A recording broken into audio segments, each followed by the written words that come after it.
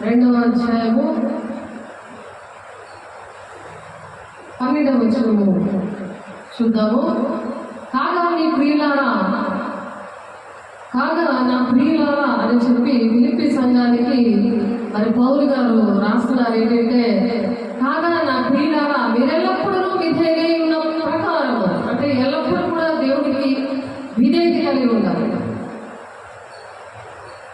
విధేయత కలిగి ఉండి మనము విధేయత కలిగి ఉన్న ప్రకారము నా ఎదుట ఉన్నప్పుడు మాత్రమే గాక. పౌలు గారు దగ్గర విధేయతగా ఉంటారు, ఎందుకంటే దేవుడు ఆయనలో ఉండి బోధిస్తూ ఉన్నారు కదా. ఒకప్పుడు ఆయన దేవుని సేవకులను హింసించాడు కాబట్టి, దేవుడు ఆయన్ని దర్శించాడు కాబట్టి, సౌలా ఎందుకు నన్ను హింసిస్తున్నావు అని సేవకులు హింసిస్తే దేవుడిని హింసించినట్లు లెక్క వచ్చింది కదా. అందుకనే మరి ఫిలిప్పు గారితో చెప్తున్నారు, ఫిలిప్పు సంఘాలకి చెప్తున్నారు, ఫిలిప్పు సంఘాలకి మరి నేను ఉన్నప్పుడే కాకుండా మీరు ఎలా ఉండాలి, మరి ఎక్కువగా నేను మీతో లేని ఈ కాలంలో, అంటే సేవకులు ఉన్నప్పుడు బాగానే ఉంటారు, తర్వాత ప్రార్థన చేసుకోరు, పరిశుద్ధాలను పొందుకోరు, వాక్యం వినరు, ఏదో చేస్తాం మొక్కుబడి ప్రార్థనలు చేసేస్తారు, దేవుడితో మాట్లాడే అనుభవం ఉండదు, సేవకులతో మాట్లాడరు. కాబట్టి అలా ఉన్నప్పుడు ఉంటున్నారని ఇక్కడ ఫిలిప్పీ సంఘానికి పౌలు గారు చెప్తున్నారు ఏంటంటే, నా ఎదుట ఉన్నప్పుడు మాత్రమే కాక మరి ఎక్కువగా నేను మీతో లేని ఈ కాలములను భయముతోనూ వణుకుతోనూ మీ సొంత రక్షణను కొనసాగించుకోండి. అది మీకే మంచిది కదా, ఎవరి రక్షణ వాళ్ళే కాపాడుకోవాలి. అందుకనే సేవకులుగా మేము చెప్తాం, మీ సొంత రక్షణ కాపాడుకోండి, రోజు కూడా మీరు దేవుని ఆత్మను పొందుకోండి, పరిశుద్ధంగా ఉంటే పరిశుద్ధాత్మ వస్తుంది. నువ్వు అపవిత్రంగా ఉండే అపవిత్రం మాట్లాడుకుంటే అపవిత్రం చూసుకుంటూ దేవుడితోనే ఉన్నానులే అనుకుంటే ప్రమాదం. ఎందుకంటే దేవుడు రాజ్యానికి వెళ్ళలేరు, వదిలేరు, కానీ లేకుండా పోతారు. అందుకనే మరి దేవుడి బిడ్డల విషయంలో మరి సాపాడు వాళ్ళ మీద కళ్ళు పెట్టి గర్జించి సింహంలా తిరుగుతూ ఉంటాడు అనమాట. తిరుగుతున్నప్పుడు ఆ దేవ మనసు వాళ్ళ ఉండదు. దేవ మనసు ఉంటే దేవుడు ఉంటాడు, అహంకారమైన మనసు ఉంటే తిరుగుబాటు చేసే స్వభావం దెయ్యం మనసు. అది రాకుండా మేకల్లాగా మనం అవ్వకుండా దేవుడు ఇక్కడ ఏమంటున్నారు, ఎందుకనగా ఇచ్చేయించడమును కార్యసిద్ధి కలుగ చేసుకుందును తన దయా సంకల్పము నెరవేర్చుడిగా మీలో కార్యసిద్ధి కలుగ చేయవాడు దేవుడే. దేవుడే చేస్తాడు. ఇక్కడ సేవలు ఏం చేయలేరు, మీకు ఎంత చెప్తారు, కానీ దేవుడే మీలో కార్యసిద్ధి కలుగు చేస్తాడు. అంటే మీరు ఏదైనా కార్యం చేయాలంటే మీకు ఆలోచన చెప్తాడు, లేకపోతే సాతాను కూడా అక్కడ ఆ ప్లేస్ లో ఆలోచన చెప్తుంటాడు. చెత్తగా ఏ పని అప్ప చెప్పారో చేసి పాడేస్తారు అంతే. అయ్యో నాలో దేవుడు లేక నేను ఎలా చేశానని పశ్చాత్తాపం రాదు, మరి నేను చేయను అని తిరుగుబాటు సాధన వస్తుంది. ఎందుకంటే దేవుడు ఆలోచన చెప్పాలి, దేవుడు నీ మీద దృష్టి పెట్టాలి, ఆయన ఆలోచన చెప్పాలి, నేను నడవలసిన బోధించాలి. అది కీర్తన 32:8 ఉంది, చాలా సార్లు చెప్పడం అవుతుంది, కానీ అది బుర్ర పెట్టకుండా ఉంటుందంటే దేవుడు పరిశుద్ధాత్మ దేవుడు లేడు. అది బుర్ర పెట్టితే ఎక్కిపోవాలి, ఇలా చెప్పగానే ఎక్కిపోవాలి. మరి హైదరాబాద్ నుండి మరి చక్కగా మెసేజ్ చెప్పడానికి ఆగస్టు 15 తారీఖున వచ్చారు, చక్కగా దేవుడు పంపించారు ఆ బిడ్డలు. ఎంత ఉన్నతమైన స్థానంలో ఉన్నా ఒదిగి ఒదిగి ఒదిగి ఒదిగి ఉన్నారు. అండ్ గవర్నమెంట్ ఎంప్లాయీస్ అయి ఉండి వాళ్ళకి లక్షల మీద కోటీశ్వరు, వాళ్ళు అంత ఒదిగి ఉన్నారు. ఎందుకు?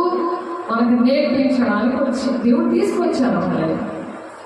వాళ్ళు చెప్తున్నారు, ఈ 2 రోజులు మీ దగ్గర చాలా మేము నేర్చుకున్నామండి అనేసి. ఇలా ఆవేస్తే పీగులు అట్టిట్టేస్తున్నారు, నేను మాట్లాడుకుంటుంటే చాలా నేర్చుకున్నామండి మీ దగ్గర అంటున్నారు. ఆ పెద్దోళ్ళు కోటీశ్వర్లు, నెక్స్ట్ వయసులో 70 సంవత్సరాలు, మరి 40 సంవత్సరాలు ఆ ఏజ్లో ఉన్నారు. 75 సంవత్సరాలు అయింది. అన్నయ్య, పెద్దన్నయ్య, చిన్నన్నయ్య పిలుస్తున్నారు. ఎందుకంటే తండ్రి చిత్తాన్ని నెరవేర్చిన వాళ్ళే తల్లి సోదరుడు అంటున్నారు.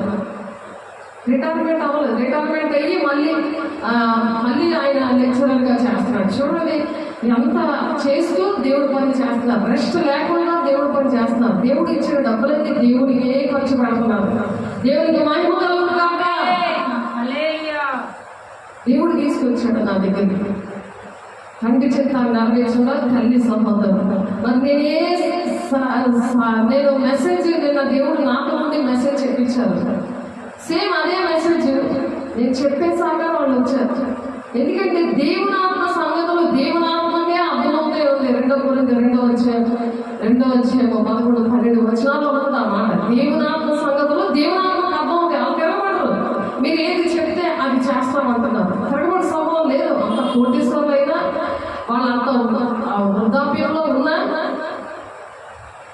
ఆలోచించండి. ఎందుకంటే వాళ్ళ రక్షణ కాపాడుకుంటున్నారు కాబట్టి దేవుడు నడిపిస్తున్నాడు. నా బిడ్డ అని మరి రాయలసీమ నుండి వచ్చిన ఆయన అలా చెప్పారు, నా బిడ్డ అని ఆయన చెప్పి అలా పంపించారు. అలాగే వీళ్ళకు కూడా చెప్పి దేవుడు పంపించారు. దేవుడు నామ స్తోత్రం. ఎందుకంటే మనం ఈ లోకంలో ఉండి కూడా మన పరిశుద్ధ ప్రవర్తన బట్టి దేవుడు బిడ్డలు రాబట్టాలే ఉంది. 2 పేతురు పత్రికలో ఉంటుంది. 1 పేతురు 3వ అధ్యాయంలో భర్తలే రాబట్టడం కాదు, అందరినీ రాబట్టుకునేలాగా మన ప్రవర్తన ఉండాలి. అది దెయ్యం ప్రవర్తనలా ఉండకూడదు. అహంకారం, ఏమీ లేదా ఎగిరిగిరి పడినట్టు అహంకారం ఉంటే అది దెయ్యం మనసు. అది ఎంత కోటేశ్వర్లైనా మరి ఎంత అంటే అంత మరి ఆ విషయాలు మనం చెప్పలేము. అంత ప్రేమ, పేదలకు సువార్త మనం ప్రకటించడానికి అభిషేకించాను అని నన్ను పంపించిన దేవుడు వాళ్ళను కూడా అలాగే పేదల దగ్గర పంపించాడు దేవుడు. ఆలోచించండి, అహంకారం అనేది ఉండకూడదు. ఎందుకంటే దీన మనసు ఉన్న వాళ్ళే హృదయంలోనే దేవుడు ఉంటామని చెప్తాడు. ఆ దేవ మనసు వెళ్ళిపోయిందంటే, అహంకారం వచ్చిందంటే తిరుగుబాటు చేస్తున్నామంటే సాపడు టెస్ట్ వేసుకొని కూర్చున్నట్లుగా. అందుకని భయముతోను వణుకుతోను మీ సొంత రక్షణని మీరు కాపాడుకోండి అంటున్నాడు పౌలు. నేను ఉన్నప్పుడే కాదు, నేను లేనప్పుడు కూడా. ఇప్పుడు లేనప్పుడు లేదు, ఉన్నప్పుడు లేదు. అది ఏ గుణాలు ఆలోచించండి. అందుకే సహవాసం, అస్తమాటికి దేవుడి బిడ్డలతో సహవాసం ఉండాలి, దేవుడితో సహవాసం ఉండాలి. సాతాను పిల్లలతో సహవాసం ఉండకూడదు. ఆమెతో ఉండి ఆమెతో కూర్చొని ఆమెతో పడుకొని ఆమెతో ఉన్నప్పుడు కూడా దుష్టుడు పట్టుకుండా తను భద్రం చేసుకోవాలి. దేవుని అభిషేకంలో ఆ పరిశుద్ధతని కాపాడుకోండి. ఆ రక్షణను భయముతోను వణుకుతోను మీరు కాపాడుకోండి అని చెప్తున్నారు.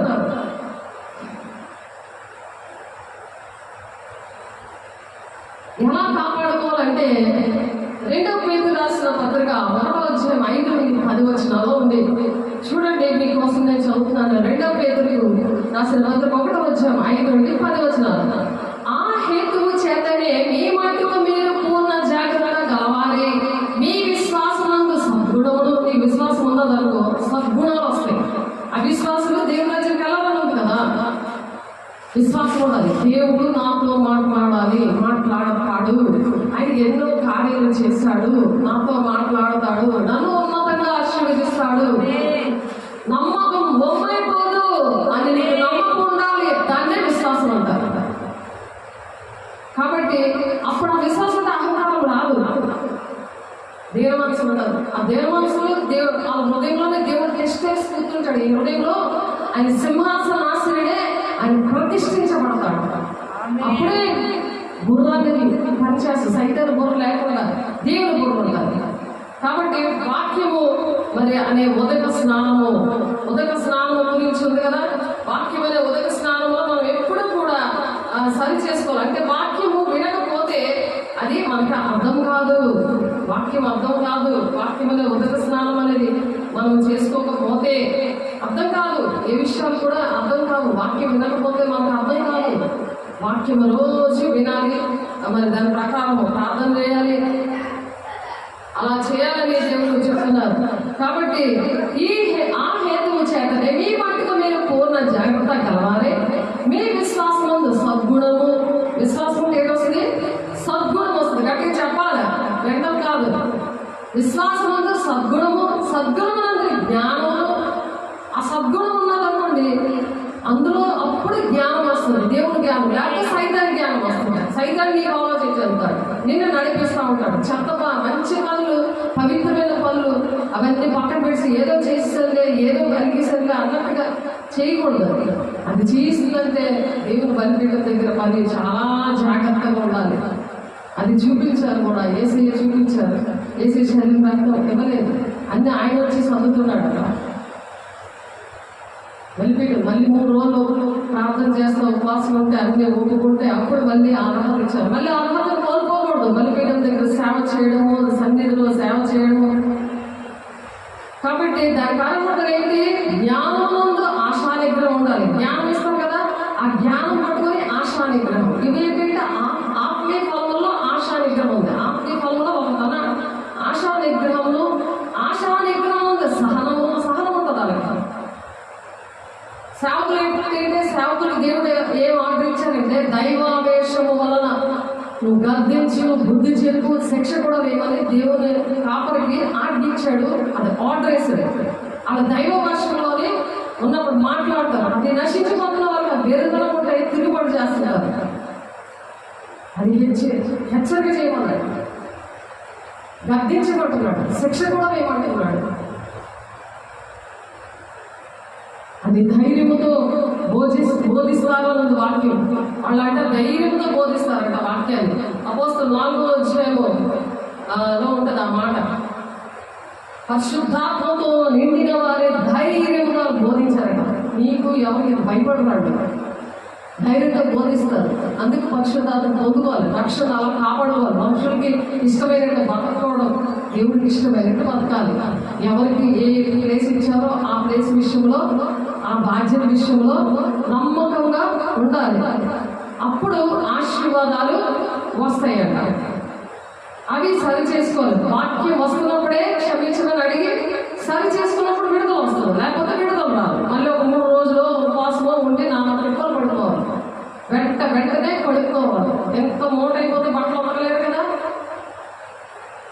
ఎంత మురికి అంటుకున్నానే వెంటనే అక్కడికక్కడ చక్కగా వాష్ చేసుకుని శుభ్రంగా చేసేసుకుంటే 2 సెకండ్లు అయిపోతుంది. లేకపోతే 3 సంవత్సరాలు 4 సంవత్సరాలు జీవితం అంతా అలాగైపోతుంది.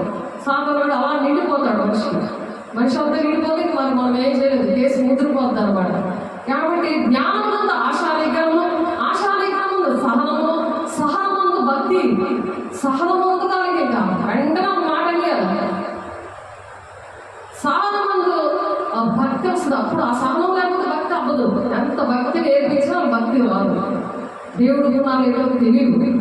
కాబట్టి భక్తి ఎందుకు సహోదర ప్రేమ ఎందుకు దయను అమర్చుకొని ఇలాగా వణుకుతోనూ భయముతోనూ మన రక్షణని మనం కాపాడుకోవాలి అని పౌలు గారు నేనున్నప్పుడే కాదు, నేను లేనప్పుడు కూడా మీరు కాపాడమని అంటున్నారు. ఇవి మీకు కలిగి విస్తరించిన అవి మన ప్రభు అయిన యేసుక్రీస్తును గూర్చిన అనుభవ జ్ఞాన విషయంలో మిమ్మల్ని సోమరులైనను నిష్ఫలులైనను కాకుండా చేయను. సోమపోతుల్లా పడుకోనున్నారు, వేకునే లేస్తారు. దేవుడు ఎప్పుడు లేగిస్తే అప్పుడు సోమపా ఇంట్లో పడుకోరు. రోజంతా పరిచయం ఆడరు. ఇలా రెస్ట్ తీసుకోవచ్చు. నిజంగా ఆ 75 సంవత్సరాలు అయినా ఎవరు నడవలేరు, అలా ఫాస్ట్గా నడుస్తాడు ఆయన. మోకాళ్ళ 3 గంటల ప్రార్థనలో ఉంటాడు ఆయన. 75 సంవత్సరాలు ఆయన. ఆలోచించండి, అవి దేవుడు గుణాలు కదా. భయముతోనూ వణుకుతోనూ రక్షణ కాపాడుకుంటున్నాడు ఆయన. అటువంటి వారి దగ్గరికి వచ్చాడు. దేవుడు నా దగ్గర పంపించాడు. నా భాగ్యం, దేవుడు ఇచ్చిన భాగ్యంగా నేను ఎంచుకుంది. మరి వాళ్ళు గుర్తించడానికి దేవుని ఆత్మ లక్షణాలు ఎవరిలో ఉంటాయో, దేవుని ఆత్మ, దేవుని ఆత్మ సంగతి, దేవుడి సంగతులు వాళ్ళకే అర్థమవుతాయి. మిగిలిన వాళ్ళకి అర్థమవుతుంది. మనిషి ఆత్మ ఉంటే మనుషుల సంగతులు అర్థమవుతాయి. లౌకిక ఆత్మ నీలో ఉందనుకో, లోకాస్వరమైన ఆ విషయాలే నీకు అర్థమవుతాయి. దేవుని విషయాలు చచ్చినా అర్థమవుతాయి. ఎంత అలసిపోయి చెప్పినా, ఎంత రిపీట్ చెప్తున్నా సరే చిరాకు వస్తుంది, కానీ అర్థం కాదు అది. కాబట్టి ఇవి ఎవరికి లేకపోవడం వాడు తన పూర్ణ పాపములకు శుద్ధి కలిగిన సంగతి మర్చిపోతాడు. అంటే దేవుడు నన్ను కడిగాడు, ఇప్పుడే కడిగాడు అని తెలియదు. మళ్ళీ వెళ్ళి పందులకు అక్కడ వెళ్ళి దొల్లేస్తాడు అన్నమాట. ఎక్కడ పడితే అక్కడ కూర్చుని పోవడం, ఎక్కడ పడితే అక్కడ మరి పవిత్రత మెయింటైన్ చేయదు. ఇప్పుడు ఒక మామూలు కుక్క పిల్ల ఉందనుకోండి, చాలా అందంగా ముద్రేవాడు ఎక్కించుకుంటాము, చక్కగా కడుగుతారు. కడిగిన తర్వాత దానికి అది వెళ్ళి ఆ కాలంలోకి వెళ్ళిపోతే మళ్ళీ మంచం మీద తొక్కేసి, మన ఒంటి మీద ఎక్కి తొక్కేసి, మరి సోఫా ఎక్కిపోయి తొక్కేసి, ఇల్లంతా తొక్కేసి నీకు ఎలా ఉంటుంది అంటే ఆ హృదయము, ఆ కుక్కనే హృదయము వాలేనప్పుడు దాని పక్షులు పరిచయాల విషయం తెలియదు అనమాట. మనిషి కూడా అందుకే జంతువులు వాళ్ళకి కనబడుతూ ఉంటాయి. కక్కితే తింటది అని ఉన్నది కదా వాక్యం. కుక్కలతో జాగ్రత్త, వాళ్ళని దుష్ట బోధకులు అని ఉన్నది. కాబట్టి కుక్కలు దేవుని రాజ్యానికి వెళ్ళవు అని ఉంది. ఎందుకంటే అపవిత్రమైన అంటే పరిశుద్ధపరచబడేవారు, మనం పరిశుద్ధంగా ఉన్న మన పరిస్థితిని మర్చిపోతారంట. అది ఇక్కడ పౌలు గారు చెప్తారు 9వ వచనం, 2 పేతురు 1వ అధ్యాయం 9వ వచనం. ఇవి ఎవరికి లేకపోతే వాడు తన పూర్వ పాపములకు, అన్ని పాపాలకి దేవుడు శుద్ధి చేసిన విషయం మర్చిపోయి మళ్ళీ అదే పాపం చేస్తున్నారు. ఈ రోజు చెప్తే మళ్ళీ అదే పాపం చేస్తున్నారు. ఓర్పు సహనము ఉండదు. కాబట్టి వాళ్ళు ఎలా ఉంటారంట, పాపము శుద్ధి కలిగిన సంగతి మర్చిపోయి బుద్ధివాడును దూరదృష్టి లేనివాడును గుడ్డి వారికి దర్శనాలు రావు. దేవుడు మాట్లాడతాడు. ఎదుటి సేవకులు ఏంటి, నా సంగతి ఏంటి, నా సంధి విషయం ఏంటి, లేకపోతే బయట ఏమీ కూడా అర్థం అవ్వదు. గుడ్డోళ్ళకి ఏమీ తెలియదు కదా, చూస్తుంటారు కానీ వాళ్ళ కళ్ళుండి చూడరు, వాళ్ళ చెవులుండి వినరు, వాళ్ళ హృదయం కృమిదని ఏసైని కేకలేసి మరి చెప్పారు. చుట్టుపక్కల ఉన్న వాళ్ళే, ఏసై ఊర్లో ఉన్న ఆ చుట్టుపక్కల ఉన్న వాళ్ళు, వాళ్ళ ఇంటి వాళ్ళు ఏమని చెప్పారు, గుడ్డోళ్ళగా ఆయన ఎలాంటి వాడు, ఆయన దేవుడు కుమారుడు అని గ్రహించలేకపోయారు. అలాగే సేవలు కూడా గ్రహించలేరు, దేవుడి బిడ్డల్ని గ్రహించలేదు, దేవుడి మనసును గ్రహించలేదు.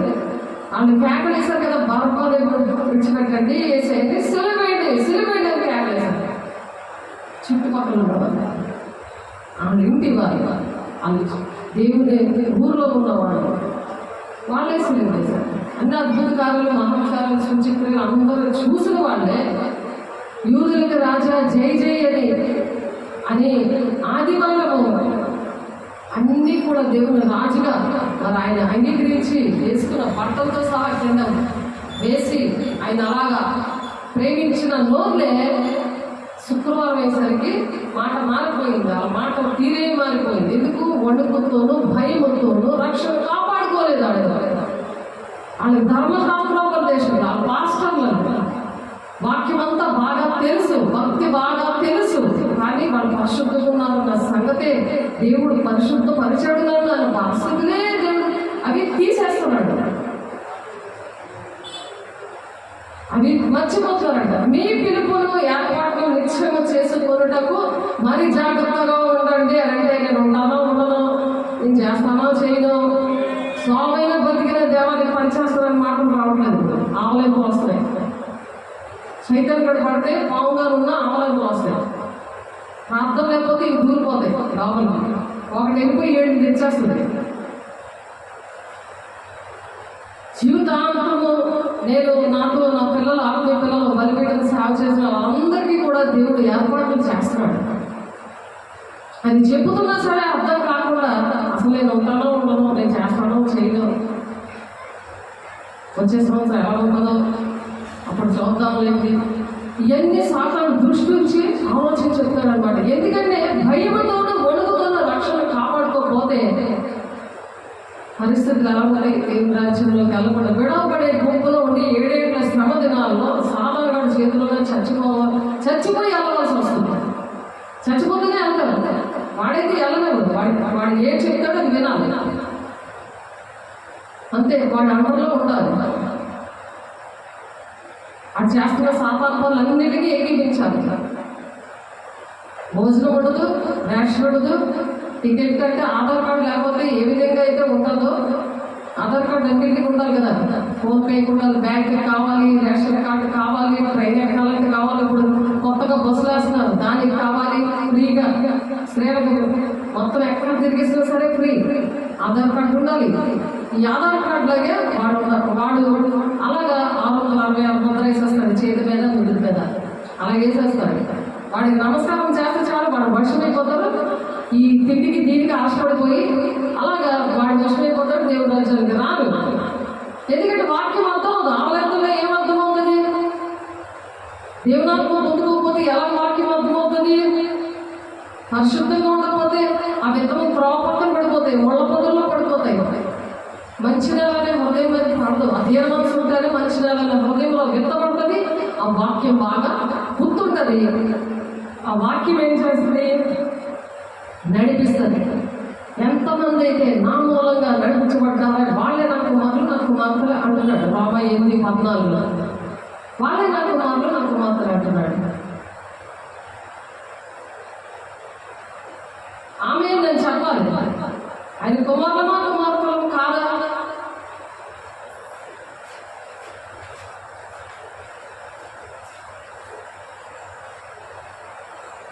అందువల్ల సహోదరులారా, మీ పిలుపును ఏర్పాట్లు నిత్యం చేసుకోండి. కన్ఫామ్. నీ పిలుపు ఏంటి? పరిచర్య చేయాలి. నీ పిలుపు ఏంటి? కాపరిగా నువ్వు ఉండాలి. నీ పిలుపు ఏంటి? సువార్త చేయాలి. నీ పిలుపు ఏంటి? ప్రార్థన చేయాలి, సువార్త చేయాలి. అందుకే ఎఫ్ఎస్సి 4:13 500 ఫ్యాకల్టీగా పెట్టాడు. స్కూల్లో ఎలాగైతే 6 సబ్జెక్టులకు పెట్టాడో అలా ఇది దేవుడి స్కూల్. ఒక్కొక్కరు పెట్టారు. వాళ్ళందరూ ఎవరు ఆ పిలుపుకి తగినట్లుగా లేకపోతే, నిత్యం చేసుకోకపోతే మరి దాని విషయంలోనే జాగ్రత్తగా ఉండండి అంటున్నాడు. అందుకే తండ్రి చిత్తం నెరవేర్చిన వాళ్ళకి దేవుని రాజ్యం.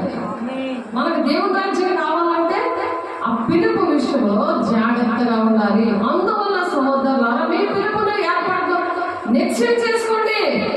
సువార్తికుడిగా ఉండి కాపురుగా నాటకాలు ఆడకూడదు.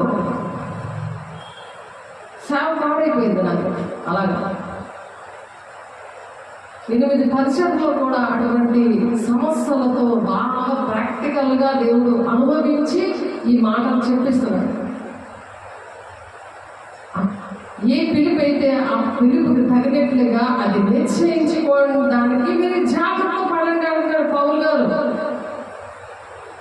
ఎఫెసీయులకు రాసిన పత్రికలో పౌలు గారు 4:13 చెప్తున్నాడు. అక్కడ పరిశుద్ధులు సంపూర్ణులై అవ్వాలంటే, క్రీస్తు శరీరము క్షమాభివృద్ధి జరగాలంటే కొంతమంది కాపరిగా, సువార్తికులుగా, ప్రవక్తలుగా, ఉపదేశకులుగా, బోధకులుగా అలాగే అపాయింట్ చేశారు. ఒక్కొక్కరిని పరిచర్య ధర్మము కృపావరంలో ఉంది. వాడికి ఆ వరాలు ఇస్తారు. ఏ వరం ఉంది? ఐదర్ ఉండాలి కదా. మనం స్కూల్లో జాయిన్ అయ్యాక కాలేజ్లో పెన్ను, ఏ సబ్జెక్ట్ పెన్సిల్ ఇవన్నీ ఉండాలి కదా. అలాగే ఆత్మీయ ఫలము గలతీ 5:12 ఉన్న ఆ గలతీ అవి ఆ ఫలం ఉండాలి. ఇక్కడ కృపావరాలు ఉండాలి. అది సంఘం కోసమే దేవుడు ఇస్తాడు అని మనం చాలా సార్లు చెప్పుకున్నాం. కాబట్టి అందువల్ల సహోదరులారా, మీ పిలుపును ఏర్పాటును నిత్యము చేసుకుంటున్నా మరీ జాగ్రత్త పడండి. దేనికోసం జాగ్రత్త పడుతున్నారు? ఏమి తిందుమా, ఏం కావద్దుమా, ఏం ఉద్యోగమా, ఆ జాగ్రత్తలో ఉన్నారా? ఇక్కడే ఉండిపోదు. ఆ సాధారణ చేతిలో ఉంటాడు. సిద్ధపడిన సంఘంలో ఉంటున్నాడు. సంఘాలకు వస్తారు కానీ సిద్ధపడకపోతే ఆ సంఘం లెక్కలో రాదు. అందువల్ల సహోదరులారా, మీ పిలుపుని ఏర్పాటు నిత్యము చేసుకుంటున్నా మరీ జాగ్రత్త పడండి. మీరింటి క్రీడ చేయవారైతే ఎప్పుడు తొట్టిల్లరు, ఎప్పుడు జారి పడుకోరు, ఎప్పుడు కూడా పొరపాటు మీ ద్వారా జరగదు అని కన్ఫర్మ్ చేస్తున్నాడు. ఎందుకంటే నేను ఉన్నప్పుడే కాదు, నేను లేనప్పుడు కూడా భయంతో, వణుకుతో మీ రక్షణ అలా కాపాడుకోండి అంటున్నాడు. అందుకే వాక్యంలో దేవుడు సూటిగా మాట్లాడతాడు మనతోటి. అందుకని ఎలా కూడా అంటున్నారు, 1 కొరింథీ 9:20-27 యూదులను సంపాదించుటకు యూదులకు యూదుని వారి వలె ఉంటిని, ధర్మశాస్త్రంలో లోబడిన వారిని సంపాదించుకుంటూ నేను ధర్మశాస్త్రంలో లోబడిన వాడను కాకపోయినను ధర్మశాస్త్రంలో లోబడిన వాని వలె ఉంటిని. దేవుని విషయమే ధర్మశాస్త్రం లేని వాడును కాను, కానీ క్రీస్తు విషయమే ధర్మశాస్త్రములకు లోబడిన వాడను అయినను ధర్మశాస్త్రం లేని వారిని సంపాదించుకుంటూ ధర్మశాస్త్రం లేని వారికి ధర్మశాస్త్రం లేని వాని వలె ఉంటిని. బలహీనులను సంపాదించుకున్నట్టుగా బలహీనుడనైతే ఏ విధము చేతను కొందరిని రక్షించవాలని అందరికీ అన్ని విధముల వాడైతే. ఎవరైనా అలా ఉంటే వాళ్ళతో కలిసిపోమంటున్నాడు. మనకి ఏమీ తెలియనట్టు వాళ్ళతో కలిసిపోయి వాళ్ళని ప్రేమించి బలహీనులను, దేవుడు మనకు తెలియలేని వాళ్ళని అలాగా చేర్చుకోమంటున్నాడు. మనం అలా నేర్చుకొని అలా దేవుడు ప్రేమను భయముతోనూ వణుకుతోనూ మనం రక్షణ కాపాడుకుంటూ అలాగా అందరిలో కలిసిపోమంటున్నాడు. మొత్తం కులం భేదం లేకుండా అలా కలిసిపోమంటున్నాడు. అహంకారం ఉంటే కలిసిపోలేం కదా. ఆలోచించండి. క్రీస్తు యేసును కలిగిన మనసు మీరు కూడా కలిగి ఉండండి అని ఇక్కడ ఫిలిప్పీ 2వ అధ్యాయంలో.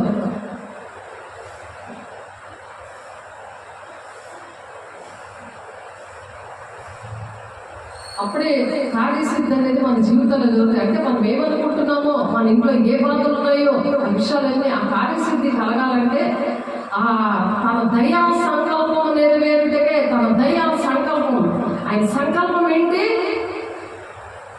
మన రక్షణని ఆ విధంగా భయంతో వణుకుతో కాపాడుకుంటూ మరి దేవుని విషయాలు తెలియని వాళ్ళ దగ్గర తెలియలేనట్టుండాలి, తెలిసిన వాళ్ళ దగ్గర తెలిసినట్టుండాలి. బలహీనలకు అంత బలహీనలతో మనం కలిసిపోయి ఆ పరిస్థితులన్నీ మనము అలాగ ప్రేమతో సాధించమంటున్నాడు. అలా ఉన్నారు నేను మరి పౌలు గారు అలా తగ్గించుకొని ఆయన బ్రతికుని క్రీస్తే చావైతే లాభమే అన్నట్టుగా వాళ్ళతో కలిసిపోయి నేను క్రీస్తుని పోలి నడిచాను, మీరు నన్ను పోలి నడవండి అని ఆ విధంగా అలాగ నడుస్తూ చెప్పాడు అనమాట.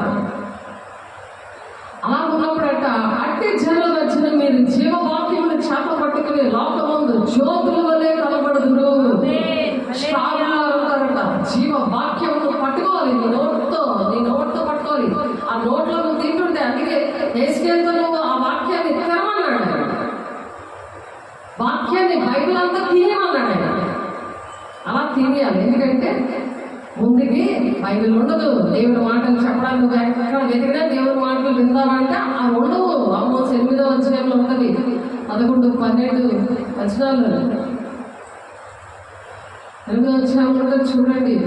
అట్టి జనుల మధ్య, అందుకని అట్టి జనుల మధ్య మీరు జీవవాక్యమును చేత పట్టుకుని లోకమందు జ్యోతుల వలె కనబడుచున్నారు. అందువల్ల నేను వ్యర్థముగా పరిగెత్తలేదని, నేను పడిన కష్టం నిష్ప్రయోజనం కాలేదని, క్రీస్తు దినమున నాకు అతిశయకారము కలుగును.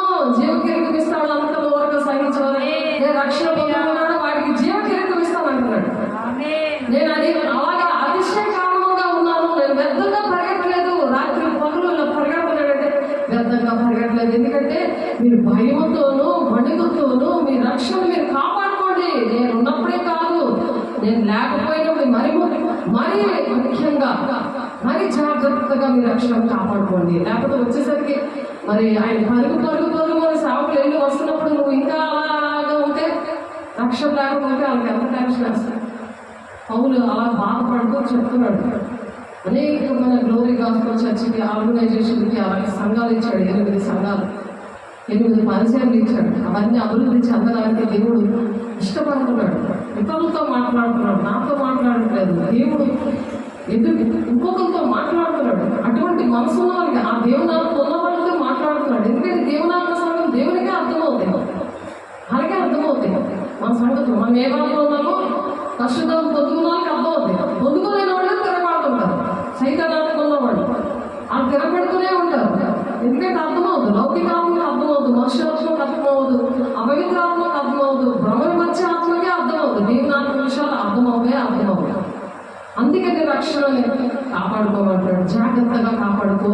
నేను లేని టైంలో ఇంకా మరి ముఖ్యంగా ఈ వాక్యం వినుకొని ప్రార్థన చేసుకొని అశుద్ధాత్మ నమ్ముకొని నువ్వు అలాగే సేవ కోసం ప్రార్థన చేయాలి. దేవుని రాజ్యం కట్టడానికి నువ్వు ప్రార్థన చేసుకుని బయలుదేరిపోవాలి.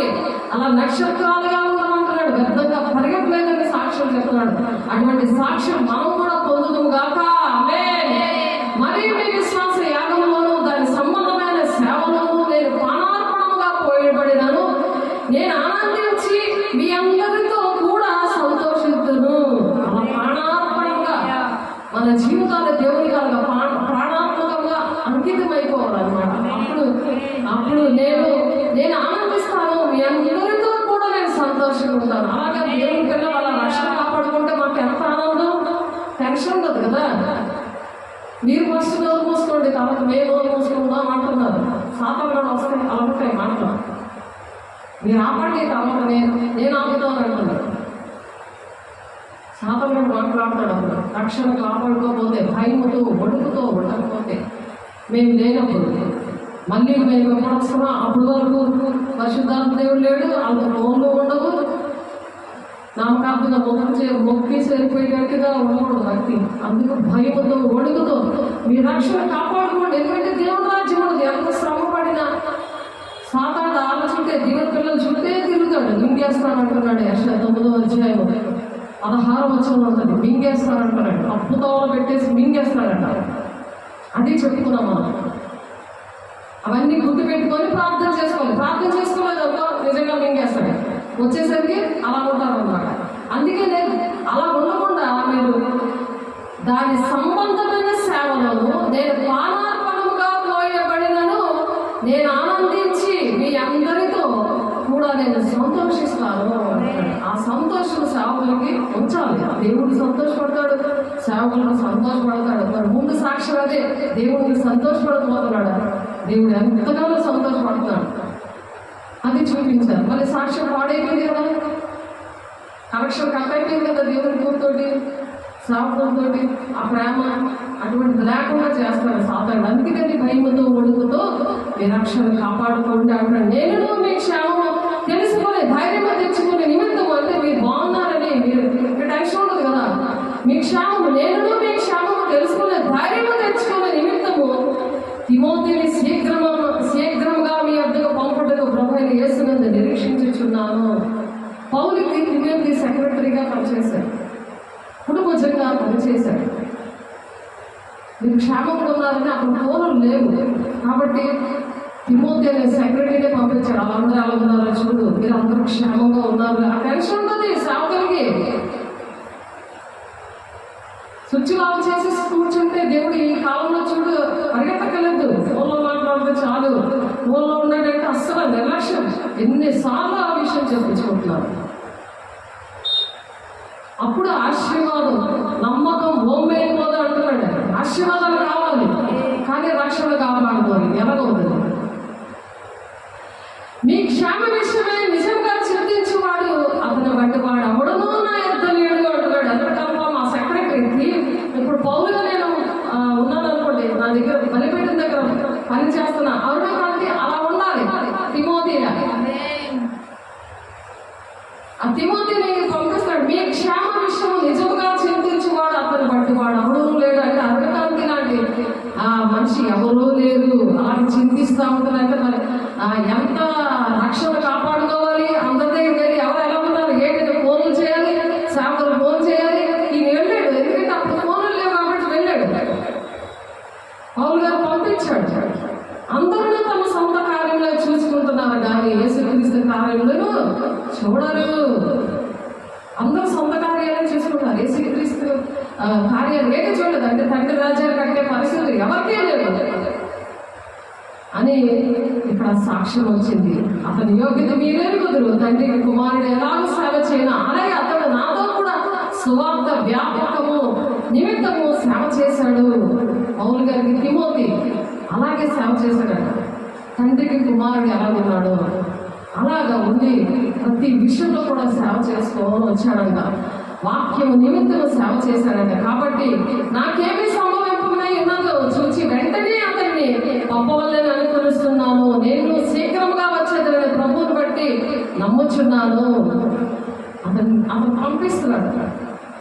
పంపించి వాళ్ళు ఎలా ఉన్నారని బాధపడుతున్నారు. ఏంటంటే దేవుని ఆత్మతో ఉన్నవాళ్ళు అలాగ ఒక తపన వేదన, వీళ్ళు ఎలా ఉన్నారు, ఏం చేస్తున్నారు, వచ్చేసరికి చక్కగా అంత సిద్ధంగా ఉన్నారు కదా దేవుని ఆత్మతో చక్కగా అన్ని కూడా అన్ని కార్యక్రమాలు అన్ని విషయాలు కూడా జాగ్రత్తగా చేస్తున్నారా లేదా, అది దేవుని రాజ్యం కట్టడం విషయం కదా. అలా పౌలు బాధపడుతున్నాడు. నేను కూడా వచ్చినప్పుడు ప్రభువుని బట్టి నేను కూడా మీరు అలా ఉంటారని నేను నమ్ముతున్నాను అంటున్నాను. మరియు నా సహోదరుడు జతపనివాడును నా తోటి యోధుడును మీ దూతయు నా అవసరములకు ఉపచరించిన వాడునైనా ఎపఫ్రోతును మీ యొద్దకు పంపటకు అగత్యమని అనుకుంటుంది. ఇంకొక ఆయన ఉన్నాడు, ఆయన కూడా పంపిద్దాం అనుకుంటున్నాడు. ఎపఫ్రోతును సంఘం అంటే సేవ అంటే సేవకులకు అంటి పెట్టుకొని వాళ్ళతో కలిసి సేవ చేయాలి. ఆ భయముతో వణుకుతోనూ అలాగా రక్షణ కాపాడుకోవాలి అని చెప్తున్నారు. ఇక్కడ అలా కాపాడుకోకుండా మరి సీమోను అనే ఆయన ఎలా చేశారంటే ఒకసారి చూడండి, అపోస్తలుల కార్యం 8వ అధ్యాయంలో గ్రంథం 8వ అధ్యాయంలో ఉంది ఆ మాట. మనము చెప్పుకున్నాము, నేను కూడా అధికారములకు లోబడిన వాడను, నా చేతి క్రింద సైనికులు ఉన్నారు. నేను చూడండి, అపోస్తలుల కార్యములు 8వ అధ్యాయం 9-10 వచనాలు. అపోస్తలుల కార్యం 8వ అధ్యాయం 9-10 వచనాలు. సీమోను ఒక మనుషుడు లోగడ ఆ పట్టణంలో గారిడి చేయించు, తానెవడో ఒక గొప్పవాడని చెప్పుకుంటున్నాడు. గారడి విద్య అంటే మ్యాజిక్ చేస్తారు కదా, ఆ గారడి విద్య చేస్తూ ఎందుకు చేస్తున్నాడంటే గొప్పోడని చెప్పుకోవడానికి, నా వల్ల ఇంత గొప్ప జరుగుతుంది అని చెప్పడానికి, నేను గొప్పోడిని అని చెప్పడానికి. సమరయ జనులు విభ్రాంతిగా ఉంటారంట. అవన్నీ చూసి ఆ సమరయ జనులు అందరూ కూడా చాలా ఆశ్చర్యపడిపోయారు. ఎందుకంటే అహంకారం కలిగిన మనసు, నేను గొప్పోడిని అని మెడచాచి తిరిగిన మేక టైప్లో అహంకారంగా మాట్లాడేవాళ్ళు, వాళ్ళు ఏంటంటే గొప్పగా ఉండాలని ఆశపడుతూ ఉంటారు. దేవుడు నా ద్వారా గొప్ప కార్యాలు చేస్తాడని అలాగా యాక్టర్ లాగే ఉంటారు. అంటే యాక్టివే కదా వాడు చేస్తాడు, ఇలా అంటాడు ఇలా అంటాడు, అది నిజం కాదు. అది అలా యాక్టింగ్ భక్తి మనం చేయకూడదు. రక్షణ కాపాడుకోలేము. పొద్దువాడు మొదలుకొని గొప్పవాడిని మట్టుకు అందరూ దేవుని మహాశక్తి అనబడిన వాడు ఇతడే అని చెప్పుకోవచ్చు అతను లక్ష్య పెట్టారంట. అలా యాక్టింగ్ అలా చేస్తుంటే గొప్పతనాలన్నీ చూపిస్తుంటే అమ్మో దేవుని శక్తి ఉన్నవాడు ఇతడే అని ఆ సమరయులు అందరూ కూడా అనుకున్నారంట. అతను బహుకాలము గారిని చేయించి వారిని విభ్రాంతి పరిచినందున వారు అతన్ని లక్ష్య పెట్టారు. చాలా రోజుల నుంచి అద్భుత కార్యాలు మహత్కారాలు సూచి క్రియలు అలాంటి టైపులో గాడి విద్యను చేస్తాడంటే గొప్ప ఇతనంతగా లేడు అన్నట్టుగా ఉన్నాడంట. అయితే ఫిలిప్పు దేవుని రాజ్యం గురించి యేసుక్రీస్తు నామముల గురించి సువార్త ప్రకటించుచుండగా వారు అతను నమ్మే పురుషులను స్త్రీలను బాప్తిసం పొందారు. అక్కడ ఆ టైంలో ఫిలిప్పు వచ్చి సువార్త ప్రకటించాడంట. సువార్త ప్రకటిస్తే చాలా మంది బాప్తిసాలు పొందుకున్నారట. అప్పుడు ఈ సీమోను కూడా వచ్చి బాప్తిసం పొందుకున్నాడంట. సీమోను కూడా వచ్చి బాప్తిసం పొందుకున్నాడు. ఇప్పుడు ఎందుకు పొందుకున్నారు? ఎందుకు పొందుకున్నారు? ఇద్దరు సువార్త విన్నారు. ఫిలిప్పు చెప్పిన సువార్త పురుషులు స్త్రీలు బాప్తిసం పొందుకున్నారు. ఈ గాడి విద్య చేస్తూ ఇతను మహాశక్తులు ఉన్నాయి, ఇతను చాలా గొప్పవాడు అని ప్రజలందరూ చెప్పుకునే పరిస్థితిలో అతను ఉన్నాడు.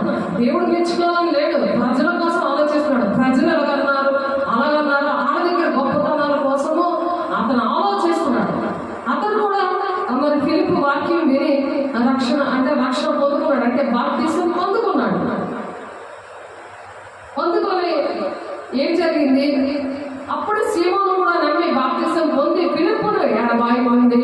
ఫిలిప్పు నిలిచిపెట్టద్దు అనే సూచక్రియలు గొప్ప అద్భుతములు జరుగుతూ చూచి విభ్రాంతులు ఉంటారు. ఫిలిప్పు ద్వారా జరిగేట అద్భుత కార్యాలు ఇవన్నీ చూసి చాలా విభ్రాంతులు ఉందాడట ఈ సీమోను. అమ్మ ఈయనకి ఎలా వచ్చేసి నేను ఇలా గాడిలో ఇలా చేస్తున్నాను సైతం గాడితో పట్టుకొని అందరూ దేవుని చాలా మహాశక్తివంతులని ఆ గొప్పతనాలకు వయసు అయిపోయారు. కానీ ఇతను దేవుని బిడ్డ, దేవుడు మాటలు చెప్పి బాప్తిసాలు ఇచ్చి దేవుని మూలంగా అద్భుత కార్యాలు సూచక్రియలు గొప్ప అద్భుతములు జరిగించడం చూసి చాలా విభ్రాంతిగా ఉంటాడంట. సమరయ వారు దేవుని వాక్యం అంగీకరించారని యెరూషలేములోని అపోస్తలు విని అపోస్తలు ఏం చేశారు? యెరూషలేము మందిరంలో అపోస్తలు విని అమ్మో ఫిలిప్పు ద్వారా ఇలాగా జరిగిందా అని చెప్పి ఈ పేతురు యోహాను మరి యెరూషలేము నుండి పంపించారనమాట. పేతురు యోహాను వచ్చారు ఈ విషయాలు అందరూ రక్షణ పొందుకున్నారు, ఇలా బాప్తిసం పొందుకున్నారని. వీరు వచ్చి వారు పరిశుద్ధాత్మ పొందవాలని వారి కొరకు ప్రార్థన చేశారు. వీళ్ళందరూ బాప్తిసం తీసుకున్నారు కదా, వీళ్ళు పరిశుద్ధాత్మ పొందుకోవాలని ప్రార్థన చేశారంట. అంతకుముందు వారిలో ఎవరి మీద ఆయన దిగి ఉండలేదు. వారు ప్రభువైన యేసు నామములో బాప్తిసం మాత్రమే పొందారు. అలాగే చాలా మంది బాప్తిసాలే పొందుకుంటున్నారు, కానీ మరి పరిశుద్ధాత్మను పొందుకొని సేవకుల దగ్గరికి సేవకుల్ని సంప్రదించినప్పుడు వారు పరిశుద్ధాత్మతో నింపబడతారు. ఆ సేవకులు ఏం చేశారంట? ఈ విషయం విషయము నా జీవితంలో జరిగింది. పరిశుద్ధాత్మ దేవుడు మరి నా మీదకి వచ్చి నేను శక్తిమంతులు అయ్యేలాగా గోపాలపట్నం సత్యదాస్ గారని ఆయన మరి పరిశుద్ధాత్మతో నింపబడ్డము అంటే ఏంటో నాకు చిన్నప్పటి నుండి కూడా తెలియదు. 99లో పరిశుద్ధాత్మ నేను పొందుకున్నాను. చాలా బలమైన పరిశుద్ధాత్మతో పొందుకున్నాక దేవుడు నేను బాప్తిసం దొంగ బాప్తిసము 8వ క్లాసులో ఇప్పించారు బాప్తిస్ సంఘంలో. ఆ బాప్తిసము నీటి బాప్తిసం చల్లలేదు. ఇక్కడ 7కు కూడా పిలుపు బాప్తిసం ఇచ్చాడు, కానీ అంతవరకు కూడా పరిశుద్ధాత్మ దేవుడు వాళ్ళ సంగతి తెలియదు వాడికి. అప్పుడు ఈ యెరూషలేము పేతురు యోహాను వచ్చినప్పుడు వాళ్ళ కోసం ప్రార్థన చేసినప్పుడు, అలాగే నా కోసం కూడా ప్రార్థన చేసినప్పుడు, 3 రోజులు ఉపవాస ప్రార్థనలో నేను పాల్గొన్నప్పుడు పరిశుద్ధాత్మ దేవుడు చిన్నప్పటి నుండి ఉన్నాడన్న సంగతి నాకు అప్పుడు తెలిసింది. నా బాధలు కష్టాలు అన్ని పక్కన పెట్టేసి దేవుడే నాకు సమస్తము ఆయనే కాబట్టి ఆయనకి నా జీవితం అంకిస్తామని నేను చేతులెత్తి ప్రమాణం చేశాను. పేపర్ లాగా తెగిపోయింది నా జీవితం, పేపర్లో నా బాడీ తెగిపోయింది. అక్కడ నుండి దేవుడు వరాలు, దేవుడి మీద ఆ పరిశుద్ధాత్మ వరాలు, కృపావరాలు ఇవన్నీ కూడా దేవుడు అనుగ్రహించారు. లోపడినప్పుడు ఆ రక్షణ వణుకుతో ఆ విధంగా కాపాడుకున్నప్పుడు వెళ్ళిన 3 రోజుల ప్రాంతంలో ఎల్లగానే నేను దేవుడి శక్తిని పొందుకున్నాను బలంగా. మా ఆయన కూడా చూశారు, అక్కడ ఉన్న వాళ్ళందరూ ఇప్పటికీ నేను తెలుసు, వాళ్ళు ఇప్పటికీ పొందుకోలేదు. సిద్ధంగా ఉంటే దేవుని బిడ్డగా సిద్ధంగా ఉంటే ఎక్కడైనా పొందుకుంటాం. మనుషులలో పొందుకునేది కాదు ఇది. నీ హృదయం నీ రక్షణని ఎప్పుడైతే భయముతో వణుకుతూ ఉండి ఆ రక్షణ కాపాడుకుంటావో దేవుడు అలాగ అభిషేకిస్తాడు. అలాగ అభిషేకించినట్టు అపోస్తుల చేతుల ఇచ్చిన వలన పరిశుద్ధాత్మ అనుగ్రహించబడిన సీమోను చూశాడు. నేను బాప్తిసం ఇచ్చిన బిడ్డలకి చేతులేసి ప్రార్థన చేసినప్పుడు 8 పరిచయాల్లో కూడా అంత పరిశుద్ధాత్మతో నింపబడ్డాడు. దేవుడు అలా నింపబడ్డారు. అలాగే నాలో ఉన్న వరాలు కూడా వచ్చాయి. నాకు బాప్తిసం ఇచ్చిన ఆయనలో ఏ వరాలు ఉన్నాయో ఆ వరాలన్నీ నాలోకి వచ్చాయి. ఆయన బాప్తిసం గారి సముద్రంలో ఇచ్చాడు. ఆయన ఈ బాప్తిస్ సంఘం ఆయన 8వ క్లాసులో మా డాడీ ఇప్పించారు. వైట్ లంగా జాకెట్ వేసేసారు. అంతే, నెలకు ఒకసారి మళ్ళా రావడం అదే తెలిసింది, కానీ మరి ఇంకేంటి తెలియలేదు. అసలు భక్తి తెలియలేదు. పరిశుద్ధాత్మ పొందుకుంటే తండ్రి చిత్తం ఏంటో తెలియదు. ఈ గాడి విద్య కలిగిన వాడు ఎలా ఉన్నాడో అలా ఉన్నారన్నమాట. అందుకు ప్రభు ఈరోజు మాట్లాడుతున్నారు. ఆయన ఈ విషయాలు చూసి విభ్రాంతి పొందాడు. ఈ పరిశుద్ధాత్మను అనుగ్రహించబడిన సీమోను చూశాడు. యోహాను పేతురు ప్రార్థన చేతులేసి ఆమె ప్రార్థన చేస్తే పరిశుద్ధాత్మ పొందుకోగానే అది సీమోను చూసి అన్నాడు, వారి యొద్ద ద్రవ్యం పెట్టాడు, అంటే డబ్బులు పెట్టాడు. ఇప్పుడు అందరూ మనీ మైండ్తోటే ఉన్నారు కదా, డబ్బుతోటి కొనేస్తున్నారండి. దేవుని అభిషేకం కూడా డబ్బుతో కొనేస్తున్నారు. మొన్న చెప్పుకున్నాం, కొన్నిసార్లు మనం చెప్పుకున్నాం దీని ముందు మెసేజ్లో. డబ్బుతో పరిశుద్ధాత్మ దేవుడు రాడు. సీమోను ఏం చేశాడు? డబ్బుతో పొందామని వాడు ఏదైనా ద్రవ్యం పెట్టి నేను ఎవరి మీద చేతులు ఉందును వాడి పరిశుద్ధాత్మ పొందినట్టు ఈ అధికారం నాకు ఏంటి అని అడిగాడంట. నాకు ఇవ్వండి, నేను ఎవరైనా చేతులు పెడతానో ఆ పరిశుద్ధాత్మ పొందుకోవాలి, ఇదిగోండి డబ్బు అని అనుకున్నాడు. పేతురు గద్దించాడు కదా, పరిశుద్ధాత్మతో నింపబడి గద్దించాడు. అది అర్థమవుతుంది, తెరవడతాడు. అమ్మో, దేవుడు గద్దిస్తున్నాడు, పరిశుద్ధాత్మ దేవుడే ఆ మనుషుల్ని గద్దిస్తున్నాడు. గద్దించి బుద్ధి చెప్పు, శిక్ష కూడా వెయ్యి. దైవావేశం వలన ఉంది. ఈ మాటలు నచ్చవండి అంటది దెయ్యం. నచ్చవది, దెయ్యం నచ్చవు. ఏ ఆత్మ ఉందో పరీక్షించుకో అని అంటారు. మొదటి యోహాను 4వ అధ్యాయంలో 8 దినాల్లో అనేకమైన ఆత్మలు బయలుదేరున్నాయి. ఆ ఏ ఆత్మ నీలో ఉందో పరీక్షించుకో అంటున్నాడు. అక్కడ వాక్యం చూసుకోండి. ఆ రక్షణ అలా వణుకుతోను భయంతోను కాపాడుకుంటేనే మనం దేవుని రాజ్యానికి వెళ్తాం. అందుకు అటువంటి సేవకులు ఇస్తారు. మీరు ఎంతో భాగ్యంగా ఎంచుకోవాలి. నాకు దేవుడు నా సమస్తాన్ని దేవుడికి అంకితం చేసినందుకు దేవుడు నాకు నేర్పించాడు. బాధలో నేను మీలాంటి బాధలో గారడి విద్య వెళ్ళిపోయి గవర్నమెంట్తో పాటలు పాడేసి ఆరాధన నడిపించుకొని క్రిస్మస్ కేకులు కోసేసి ఈస్టర్కి ఏమో చక్కగా వైట్ డ్రెస్ చేసుకుని సమాధులు పండుగ దానికి వెళ్ళిపోయి ఇంకా ధూమ్ధామ్గా చక్కగా పండుగలన్నీ అలాగే చేసుకోవడం. గుడ్ ఫ్రైడే కదా 40 రోజులు ప్రార్థనలు, ప్రతి శుక్రవారం ఉపవాస ప్రార్థన, కుటుంబారాధన, ఇవన్నీ గారడి విద్య టైం. అది పరిశుద్ధాత్మ పొందుకోకపోతే దేవుని రాజ్యం లేదు, ఆత్మ లేదు, వాడు నావాడు వాడు అంటున్నాడు దేవుడు. అందుకు నువ్వు పొందుకో. అనుక్షణం దేవుడు ఉన్నాడు లేదు నీలో చెక్ చేసుకో. ఏ ఆత్మ నీలో దూరుతుందో చెక్ చేసుకో. నీ ప్రవర్తన జాగ్రత్త అంటున్నాడు. దేవుని సన్నిధిలో నీ ప్రవర్తన జాగ్రత్త అని ఎందుకు అంటున్నారు? ప్రసంగ 5:1 ఉంటుంది. ఎందుకంటే ఆయన చూచుచున్నారు దేవుడు. 139వ కీర్తనలో 1, 2, 3 కూర్చోవడం, లేకపోతే మాట్లాడ అన్నీ కూడా చూస్తున్నాడు. అది మాట్లాడుతున్నప్పుడు కూడా అలాగే 3:16లో ఒక గ్రంథంలో రాసేస్తాడట. అది దేవుని సముఖంలో ఉంటుంది. నువ్వు ఇలా కళ్ళు పోయిగానే నేను ఆ గ్రంథాలు తెరబడతాయి. అక్కడ నేను నిలబడతాను కోటాల మధ్యలో. ఎందుకు ఇంత భక్తి చేసి వేస్టే కదా. అందుకు వణుకుతూ భయముతో నీ రక్షణ కాపాడుకో. నేను ఉన్నప్పుడే కాదు, నేను లేనప్పుడు కూడా నువ్వు కాపాడుకో. అది దేవుడు ఈరోజు మనతో మాట్లాడతారు. మనం అలా కాపాడుకోవాలంట. అది ఎవరైనా సరే. పరిశుద్ధాత్మ పొందునండి, ఈ అధికారం నాకు ఇయ్యు అని అడుగుతున్నాడు పేతురుని. పేతురు ఏమంటున్నాడు? అందుకు పేతురు, నీవు ద్రవ్యం ఇచ్చి దేవుడు మనం సంపాదించుకుందామనే తలంచుకున్నందున నీ వెండి నీతో కూడా నశించుకోను గాక అన్నాడు. నీ వెండి ఉందా, బంగారం ఉందా, అదంతా నశించుకోవాలని చెప్తున్నాడు ఇక్కడ. కాదండి, మీ నోట్లోకి అన్ని ఆశీర్వాదకరమైన మాటలే రావాలంటారు లేదు. అక్కడ దేవుని ఆత్మలో వాళ్ళు సింహంలాగా ధైర్యంగా ఉంటారు, ధైర్యంగా బోధిస్తారు. దేవుని ఆత్మ ఉంటే ఇందాక వాక్యంలో చూస్తారు కదా. అపోస్తలుల 4వ అధ్యాయం 8వ వచనం 18వ వచనం 30, 31వ వచనంలో పరిశుద్ధాత్మతో నిండిన వాళ్ళ ధైర్యంగా బోధించారట. నువ్వు బోధిస్తున్నావా? భయం. పిరికోలు దేవుని రాజ్యానికి వెళ్ళాలంటే ఫస్ట్ లిస్ట్లో ఉంది.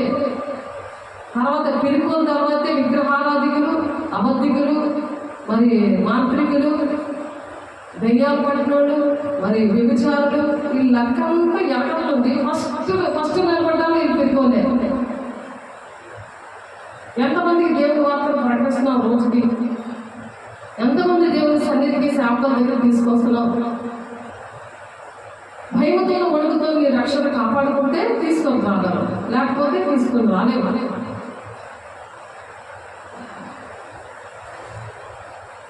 కీర్తన 47:1-7 వాగ్దానాలు ఉన్నాయి. అవి ఈ వాగ్దానాలన్నీ నెరవేర్చబడతాయి. అలాగే సంఖ్యాకాండం 32:16 టైం లేదు కాబట్టి చెప్తున్నాను, చక్కగా రాసుకొని. ఆ వాగ్దానములన్నీ కూడా జరగడానికి, రక్షణ కాపాడుతున్నప్పుడు, ధైర్యంగా దేవుని మాటలు ప్రకటించినప్పుడు జరుగుతాయి. ఎహెజ్కేలు 37:21 మరి 28 ప్రకారం వాగ్దానాలు ఉన్నాయి అక్కడ. అవి పట్టుకొని మనం ప్రార్థన చేయాలి. అవే ఆశీర్వాదాలు. నమ్మకం బొమ్మైపోదు, ఆశీర్వాదాలు దేవుడు ఇస్తాడంటాడు. ఇంతనే ఇచ్చాడు. మీకు డబ్బులు ఇవ్వకుండా మీకు అన్ని ఇచ్చేస్తాడా? బంగారం గారు, వెండి గారు డబ్బులు ఇవ్వకుండా నీకు బంగారం ఇస్తున్నామా అంటాడా? ఆలోచించండి. సాతాను బోధ ఎలా ఉంటుంది? నువ్వు ఎలాగున్నా సరే ఆశీర్వాదం వచ్చేస్తుంది. ఖచ్చితం నీకు ఆశీర్వాదం కాదు. వాగ్దానాలు రావాలంటే వాక్యాలతో సహా దేవుడు మాట్లాడుతున్నారు. అలా ఉన్నప్పుడు దేవుడు అద్భుత కార్యం చేస్తారు. 1 కొరింథీయులు 6:19 అలాగే 1 యోహాను 2:4, 5:14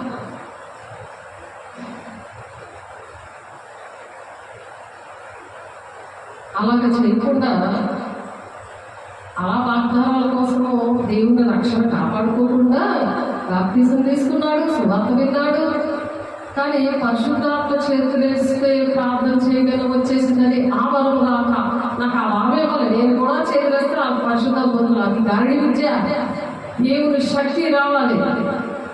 నీతిగా న్యాయంగా పని చేత నెరవేర్చడం ఆ శక్తి మనలకు అమ్మాలి. అలాగ అభిషేకంతో నింపబడాలి. అందువల్ల పేతురు దైవమిచ్చే దేవుని వరం సంపాదించకుందని తలచుకున్నందున ఈ వెండి నీతో కూడా నశించును కాక అంటున్నాడు.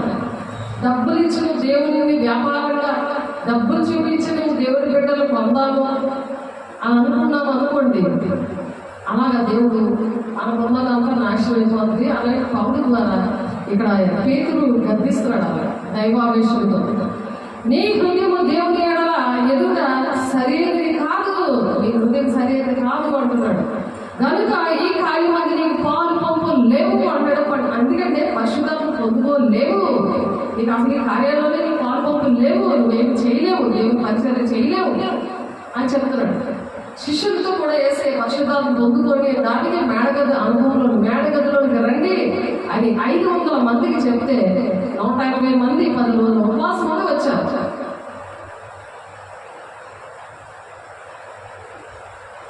అర్థమవుతుందా?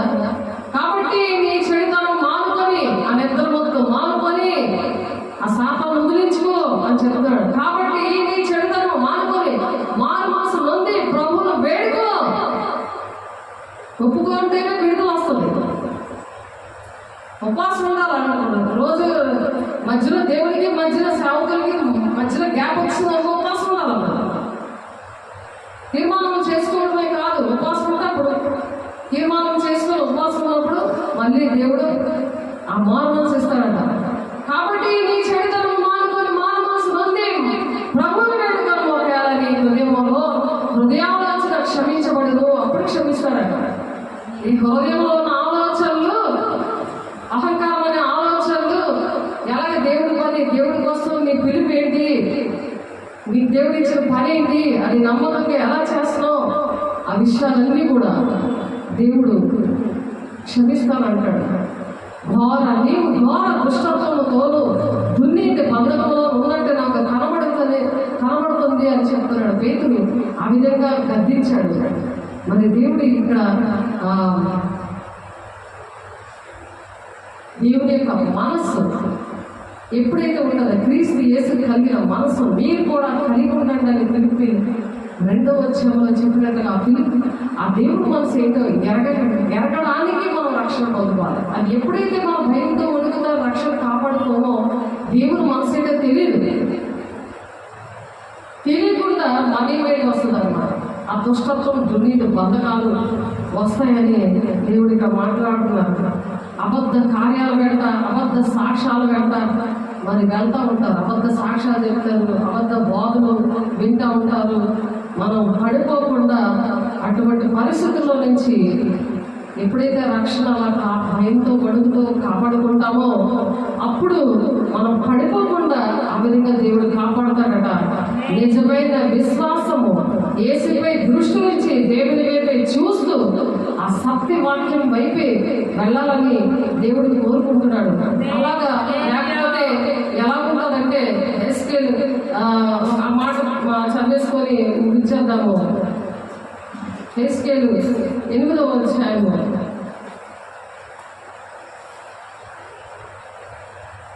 చూద్దాము. ఎస్కేల్ 8వ అధ్యాయము 8 నుండి 10 వచనాలు ఉన్నాయి.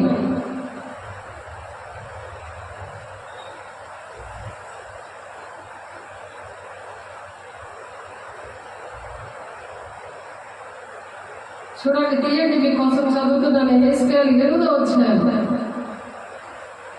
1 నుండి 10 వచనాలు.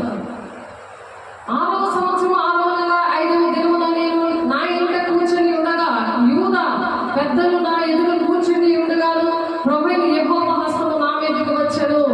ఎస్కేల్ మీదకి దేవుని హస్తం వచ్చిందట. నువ్వు వాళ్ళని రక్షణ కాపాడుకుంటున్నావా? దేవుని హస్తం నీ మీద రావాలని కోరుకుంటున్నావా? దర్శనం పోగొట్టుకుందామని కోరుకుంటున్నావా? ఒకప్పుడు దేవుని హస్తం నీ మీద వచ్చి దర్శనం చూసిన అలాంటి పరిస్థితులు కోల్పోయి ఉన్నావు కదా. మళ్ళీ దేవుడు మనకు చెబుతారు ఎస్కేల్ మీదకి వచ్చిందంట.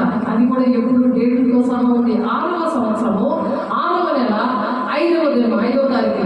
నువ్వు గుర్తుందా నీతో దేవుడు ఏ రోజు మాట్లాడాడో? అంత రెక్లెస్గా నువ్వు అది గుర్తు పెట్టుకోకపోతే నీ బర్త్డే గుర్తులేదని వదిలేయకూడదు. అదే బర్త్డే లాగా నువ్వు ఆచరించుకోవాలి. అదే బర్త్డే నువ్వు సెలబ్రేట్ చేసుకోవాలి. నా దేవుడు నాతో ఇలా మాట్లాడాడు, నా మనోనేత్రాలు తెరిచాడు, దేవుడు హస్తం నా మీద పెట్టాడు. ఇక్కడ ఎస్కేల్ మీద పెట్టాడు. చూడండి, ఏది పెట్టినా కూడా గుర్తులేదు, ఏది దేవుడు నీతో మాట్లాడాడు కూడా అది వాక్యంలో చెబుతున్నా నీకు అర్థం కావట్లేదు.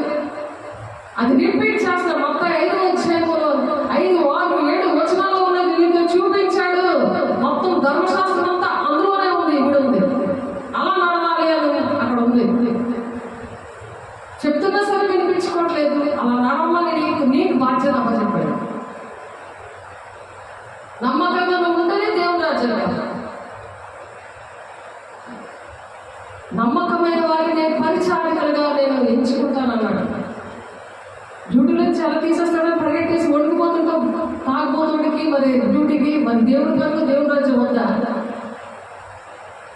ఇక్కడ హెస్కేలు 8వ అధ్యాయంలో 1వ వచనంలో 6వ సంవత్సరంలో 6వ నెల 5వ దినమున నేను నా ఇంట కూర్చొని ఉండగా యూదా పెద్దలు నా ఎదురు కూర్చొని ఉండగానే ప్రభువైన యెహోవా హస్తము నా మీదకి వచ్చాను.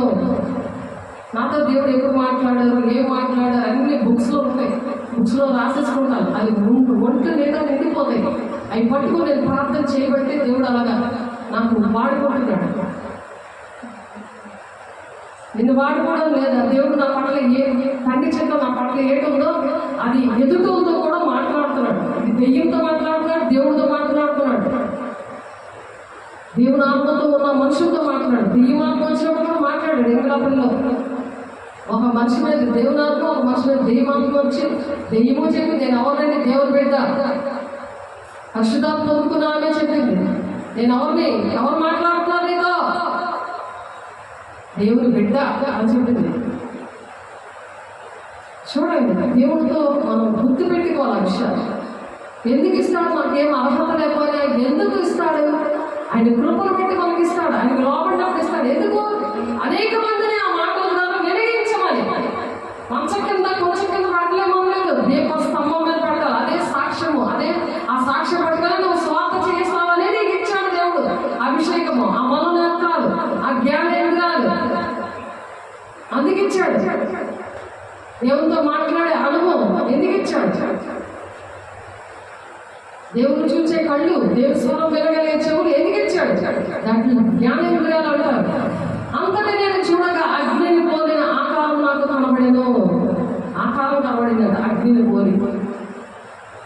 నడుము మొదలుకొని దిగువకు అగ్నిమయమైనట్టుగాను, నడుము మొదలుకొని పైకి తేజోమయమైనట్టుగాను, కరుగుచిన అపరంజైనట్టుగాను ఆయన నాకు కనబడేను.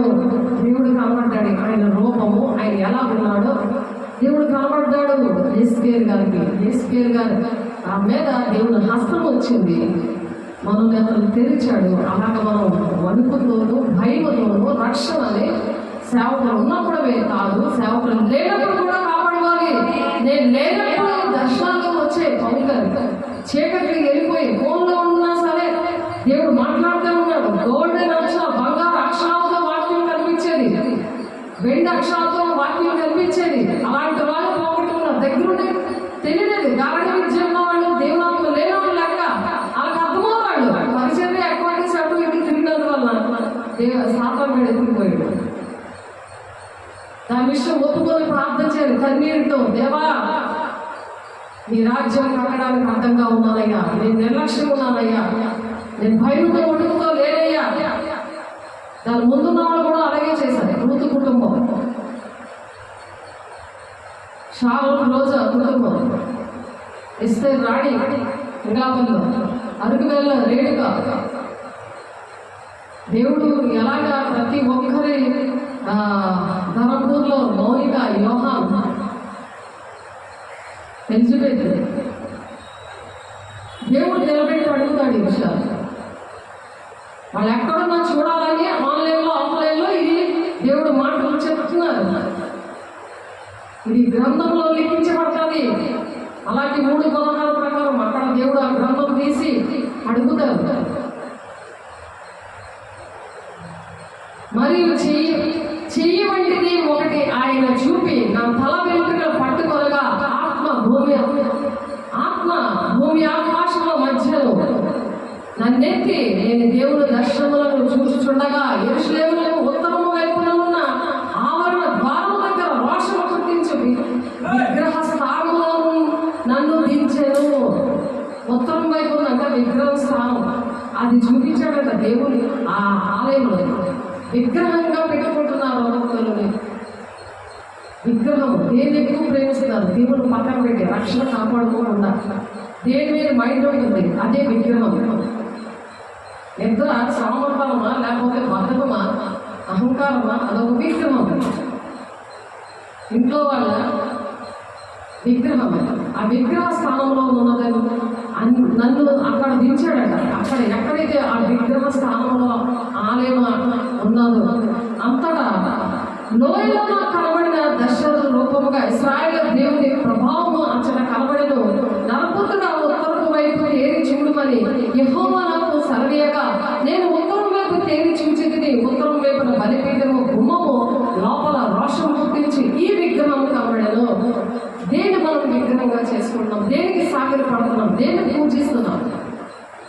సెల్ ఫోన్నా, లేకపోతే భర్తన, పిల్లలన్నా, ఉద్యోగాలన్నా, నిద్రపోతున్న, బద్ధకాలన్నా, అహంకారాలన్నా, అబద్ధాల, సులువుడా, ఇవన్నీ విగ్రహాలు.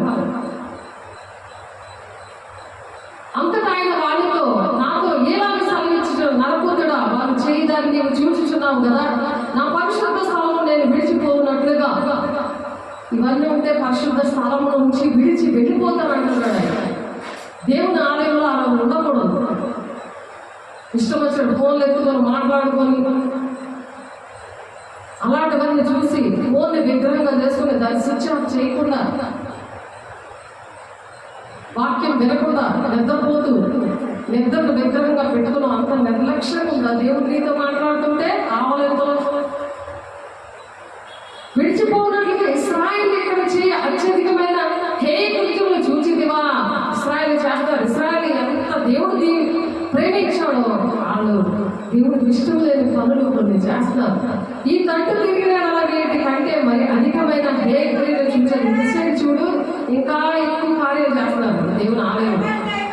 నేను దేవుని ప్రేమించి వీళ్ళు బాగా ఆశీర్వదిద్దాము, వాగ్దానంలోకి తీసుకెళ్దాము అని అంటే వినకుండా ఇదిగో ఈ పనులు చేస్తారు చూడు అని హెస్కేల్ గారిని చూపిస్తున్నాడు. నీకు కూడా చూపిస్తాడు. మోకరిస్తే దేవుని ప్రజలు ఎలా నశించిపోతున్నారు, దేవుని ఆలయాన్ని ఎలా పాడు చేస్తారో, సేవలు ఎలా పాడు చేస్తారో, దేవుని రాజ్యాన్ని కట్టకుండా వాళ్ళు ఎలా చేస్తున్నారో, వాళ్ళు ఏ విధంగా ఉన్నారో నీకు చూపిద్దామని నేను నేర్చుకున్నప్పుడు నీకు ఇచ్చిన దేవుడు ఇచ్చిన పని ఏంటి అదే చెప్తున్నారు. అప్పుడు ఆవరణ వారము దగ్గర ఉన్న ఆయన దింపగా ఆవరణం దగ్గర దింపాడంట. మళ్ళీ ఎక్కడ ఏ పనులు అవుతున్నాయో అక్కడ పౌరుగా అలాగే తీసుకెళ్ళి ఆత్మోషాన్ని తీసుకెళ్ళి అక్కడ వెళ్ళి దింపేవాడు. అలాగా అప్పుడు ఆవరణ ద్వారము దగ్గర ఉన్న ఆయన దింపగా గోడలో ఉన్న సందు ఒకటి నాకు కనబడాను. గోడలో ఒక సందు ఉందంట, అది కనబడిందంట. ఎక్కడెక్కడ దేవుడి విరుద్ధంగా దేవుడు ప్రేమిస్తున్న పిల్లలు ఆయన దేవుడిని దొంగపెట్టే పనులు ఏంటి చేస్తున్నారు అది చూపిస్తున్నాడు హెస్కేల్ గారికి. నువ్వు ఎలా పడుకుంటున్నావో, ఎలా ఉంటున్నావో, ఆలయంలో ఎలా పూజ చేస్తున్నావో, లేకపోతే ఇంటి దగ్గర ఎలా ఉన్నావు, ఇవన్నీ మనకు చూపిస్తాడు. మనం ఏం చేస్తున్నామో దేవుడు బిడ్డలకు చూపిస్తాడు. అది గ్రంథంలో రాస్తాడు. నరపుత్రుడా ఆ గోడకు కన్నము త్రవ్వు అని ఆయన నాకు సెలవేయగా నేను గోడకు కన్నము నంతలో ద్వారం ఒకటి కనబడను. ఆ కన్నము త్రవ్విన వెంటనే అక్కడ ద్వారం ఒకటి కనబడిందంట. అక్కడ గోడ కన్నం పెట్టగానే అక్కడ ద్వారం కనబడిందంట. నీవు లోపలికి వచ్చి అక్కడ వారెట్టి హేయ కృత్యులు చేయుచున్నారో చూడమని ఆయన నాకు సెలవించాడు. చూడు ఆ ద్వారం తీసుకున్నావు కదా, ఆ ద్వారం కనబడుతుంది కదా, లోపల ఏం చేస్తున్నారు చూడు అని చెప్తారు. మరి నీకు నాకు ముద్ద ఎక్కడ ఏం చేస్తున్నారో, ఎక్కడ దేవుడికి ఇష్టం లేని పనులు చేస్తున్నారో, దేవుడు దుఃఖపెట్టే పనులు చేస్తున్నారో ఎందుకు చూపిస్తాడు? నేను ప్రార్థన చేయమని దేశం కోసం, కుటుంబాల కోసం, నీ గ్రామం కోసం ఎలా నశించిపోతుందో చూడు, ప్రార్థన చేయి. ఆ విషయంలో ఎలా ఉంటుందో చెప్తున్నాడు చూడండి. నేను లోపలికి పోయి చూచి తిని అప్పుడు ప్రాకిడి సకల జంతువులు ఉన్నాయంట. జంతువులు ప్రాకుతున్నాయంట. సకల జంతువులు, ఆ జంతువులు కనబడుతున్నాయి.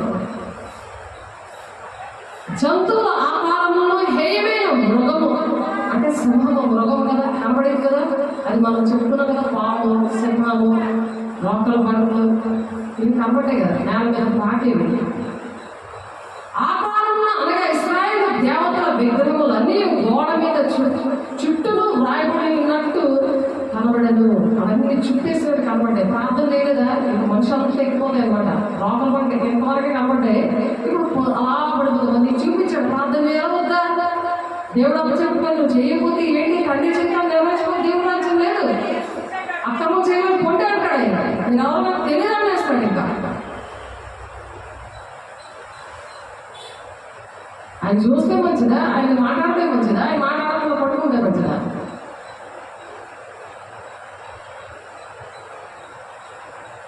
మరియు ఒకప్పుడు తన చేతిలో ధూపాన్ని పట్టుకొని ఇశ్రాయేలు పెద్దలు 70 మంది వారి మధ్యలో షాఫాను కుమారుడైన యజన్యాయు ఆ యాజకులకు ఎదురుగా నిలిచి ఉండగా చిక్కని మేఘం వలె గొప్ప వాసన ఎక్కుచుండెను. అప్పుడు ఆయన నాకు సెలవిచ్చినది ఏమనగా, నరపుత్రుడా, యెహోవా మమ్మను కానకయుండును, యెహోవా దేశమును విసర్జించను అని అనుకున్నారట. మాకు దేవుడు ఏంటి కనబడట్లేదే, దేవుడు మమ్మల్ని విడిచిపెట్టేశాడు, మన ఇష్టం వచ్చినట్టు ఉండొచ్చులే అనుకుంటున్నారట. అంటే దేవుడు దర్శనాలు రావట్లే, ఏమీ రావట్లేదు కదా, ఏం చూడట్లేదు కదా అని అనుకున్న దేశమును యెహోవా దేశమును విసర్జించడాన్ని అనుకుని ఇశ్రాయేలు పెద్దలు చీకట్లో తమ విగ్రహము గదులలో వారిలో ప్రతి వాడు చేయడాన్ని నేను చూచుచున్నావు కదా. చూసావా, దేవుడు మాట్లాడకపోతే ఇంకా దేవుడు లేడన్నట్టుగా దేవుడు మమ్మల్ని విడిచిపెట్టాడే, మా ఇష్టం వచ్చినట్టు ఉన్నట్టు చక్కగా ఉన్నారు చూస్తున్నావా, ఇంక ఎలా కూర్చున్నారో ఎలా పడుకుంటున్నారో, దిద్దుబాటు చేసుకోవట్లేదు, ఆమె చెప్పట్లేదు, ఎలా ఉంటున్నారు. వాక్యమైన ఉదక స్నానంలోనే సరి చేసుకోమని మనం వాక్యం చెప్పుకుంటున్నాం కదా. వాక్యం ఎలాగా ఉదక స్నానం అది ఫిబ్రవరి 4:12 ఉంటుంది. వాక్యం అంటే 2 అంచులు కలిగిన ఖడ్గం, వాడిన ఖడ్గం అది ఏం చేస్తుందా, ప్రాణాత్మ కీళ్ళను, కండరాలు, ఎముకలు, మోలను శుద్ధీకరిస్తుంది. అలా సరి చేసుకొని అలా చెప్పాలి. నిత్య నిబంధన సంబంధం వేసి రక్తం అది శుద్ధీకరించాలి. అది ఫిబ్రవరి 4:12 ఉంది. అలా శుద్ధీకరించబడితే రోజు దేవుడు మాట్లాడతాడు. చూడు ఇక్కడ ఎలా జరుగుతుంది, చూడు అక్కడ అలా జరుగుతుంది, వెయిట్ చేస్తున్నావు, ప్రార్థన చేయవా, అందరికీ ప్రార్థనకు పిలవా. అందుకోసం ప్రార్థన చేస్తే 1, 2 అవుతారు, 2, 3 అవుతారు, 3, 4 అవుతారు. ఒంటరి వాటి 1000 మంది చేస్తారన్నాడు కదా, చేశాడు కదా. 1000 మందిలో ముందు ప్రార్థన చేయాలి కదా, దేవుడు మాటలు వినాలి కదా, అభయంతో వణుకుతాను రక్షణ కాపాడుకోవాలి కదా. మరియు ఆయన నీవు ఈ తట్టు తిరుగుబో వీటిని మించిన అతి హేయ క్రియలు కృత్యములు వారు చేయుట చూతులని నాతో చెప్పి యెహోవా మందిరపు ఉత్తర ద్వారంలో దగ్గరనున్న ఉత్తర ద్వారం దింపాడంట. ఇందాక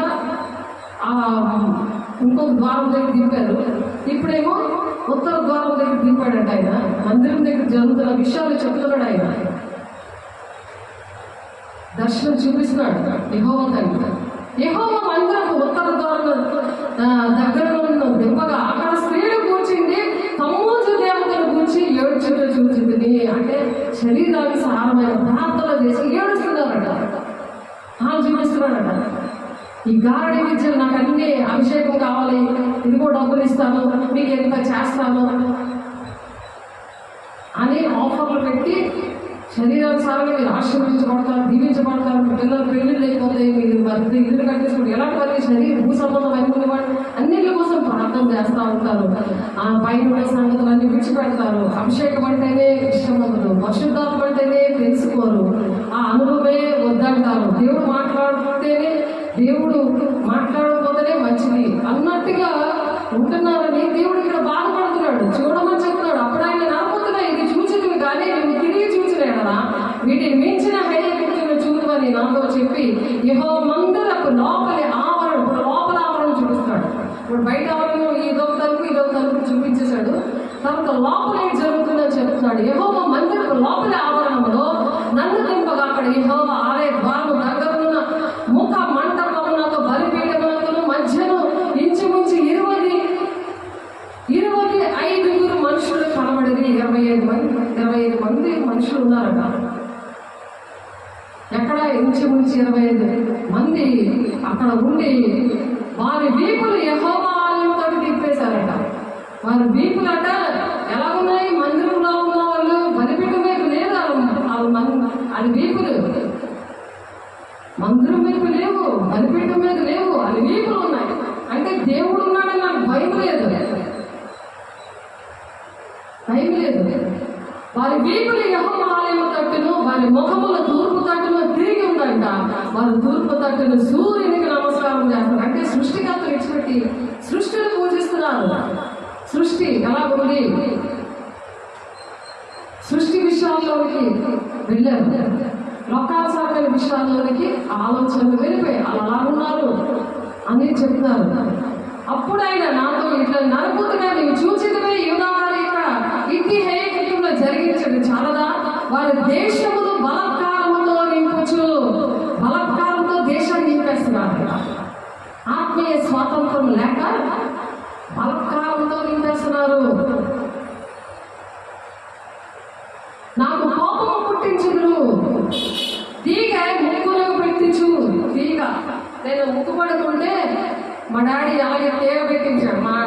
శరీరానుసారం భక్తే నాకు నేర్పించాడు. ఎప్పుడైతే పరిశుద్ధాన్ని పొందుకున్నానో అది 300 రూపాయలు ముక్కు పడక 10-15 సంవత్సరాల క్రితం మాట.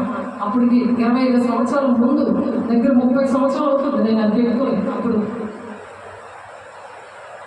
అది ఇలాగా ఒకరు ఇలా తగిలి అది పోయింది, బాగా పోయిందిలే, దేవుడికి ఇష్టం లేదని వదిలేసారు. నాకు తెలియదు, కానీ దేవుడు ముక్కు పడక కోసం మాట్లాడుతున్నాడు దేవుడు. అదేంటంటే దేశమును బలాత్కారంతో నింపుచు ఏం చేస్తున్నారు వీళ్ళు చెప్పాలి, ఏం చేస్తున్నారు వీళ్ళు? దేశాన్ని బలాత్కారంతో నింపుతున్నారు. దేశంలో బలాత్కారంతో నింపుచు నాకు కోపం పుట్టిస్తున్నారు. ఆత్మీయ స్వాతంత్రం పొందుకోలేదు కదా. ఏదైనా మనం ధైర్యంగా చెప్పాలి కదా. దేవుని ఆత్మ ఉన్నప్పుడు ధైర్యంగా మనం చెప్పాలంటున్నారు కదా.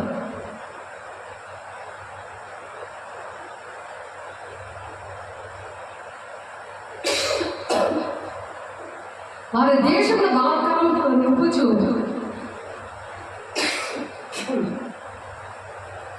నాకు కోపం పుట్టుచు మరీ ఎక్కువగా నాకు కోపం పుట్టించుచున్నారు అన్నారు. ఆ తీగ కమ్మని పెట్టుకోనట మరీ ఎక్కువగా నాకు కోపం పుట్టిస్తున్నారు. ఎందుకంటే పెట్టుకోకూడదు. దేవుడికి కోపం పుట్టించట్లేకపోతుంది. నాకు తెలియదు ఈ వాక్యం, కానీ దగ్గర నేను 25 సంవత్సరాలు అవుతుంది. ఆ ముక్కు పొడక తీసేసి అది పోయింది, నాకు పోలేదు, దేవుడికి ఇష్టం లేదు పోవద్దు అని వదిలేశాను. కానీ అది దేవుడికి కోపం పుట్టించేస్తుందట. దేశాన్ని బలత్కారంతో నింపుతారట, దేవుడికి కోపం పుట్టిస్తారట. ఆ తీగ ముక్కు గుమ్మని పెట్టుకుంటారట, మరి ఎక్కువగా నాకు కోపం పుట్టిస్తారు. మనము ఆ విధంగా నడిచి ఎవరైతే అలాగా ఆ ముక్కు కొమ్మ పెట్టుకున్నారో వాళ్ళకి చెప్పాలి, దేవునికి కోపం పుట్టిస్తున్నారు, దేశంని బలత్కారంతో నింపుతున్నారు, హేయ కృత్యములు చేస్తున్నారు. అంటే దేవుడికి ఇష్టం లేని కార్యాలు ద్వారా జరుగుతాయి. అలా ముక్కు కొమ్మను పెట్టుకున్నారు, మరి ఎక్కువగా నాకు కోపం పుట్టిస్తున్నారు అని యెహోవా దేవుడు చెప్తున్నారు. కాబట్టి కటాక్షము లేకయు కనికరము చూపకయు నేను నా క్రోధం నేను వాళ్ళ మీద చూపిస్తాను అంటున్నాడు. దేవుడు ఆశీర్వదించాడు. దేవుడా ఆశీర్వాదాలు అన్నీ ఇచ్చేస్తాడా? అందరికీ ఇస్తాడా? ఇటు ఆశీర్వాదాలు ఇటు శాపములు రెండు కూడా పెట్టాడు. ఏది మనం వింటే ఆశీర్వాదాలు, దానికి కొన్ని వాగ్దానాలు దేవుడు ఇచ్చాడు. ఇశ్రాయేల్ ప్రజలు అంతమంది వెళ్ళలేదు, ఇద్దరు లేరు, 6 లక్షల జనాభా నడిపిస్తుంది. నీకు దేవునికి అర్థం అవ్వలేదు. నీటి మూలంగా ఆత్మూలంగా జన్మిస్తుంది, కానీ దేవుని రాజ్యంలో ప్రవేశం లేదని, తల్లి గర్భంలో మనలో దూరం జన్మిస్తాడని శారీరకంగా ఆలోచిస్తున్నాడు. గారడి విద్య చేశాడు, ఎలాగ శారీరకంగా చేశాడు. మరి పేతురు ఎలా చేశాడు? పేతురు, యోహాను, ఫిలిప్పు మరి ఎలా చేశారు? ఆత్మను పొందుకొని చేశారు, అద్భుత కార్యాలు చేశారు. వారు నా నామ, అందుకే మీ నామంలో దెయ్యాలు వెళ్ళగొట్టలేదా, అద్భుత కార్యములు చేయలేదా అంటే అక్రమం చేయవల్ల కొండి మీరు అవునా నాకు తెలియదు అంటాడు. ఎందుకంటే భయముతో వణుకుతూ ఆయన రక్షణ కాపాడుకుంటూ దేవుని కార్యాలు మార్కు 16:20 ప్రకారం ఆయన సహకారిగా ఉండి ఆయనే చేస్తాడు.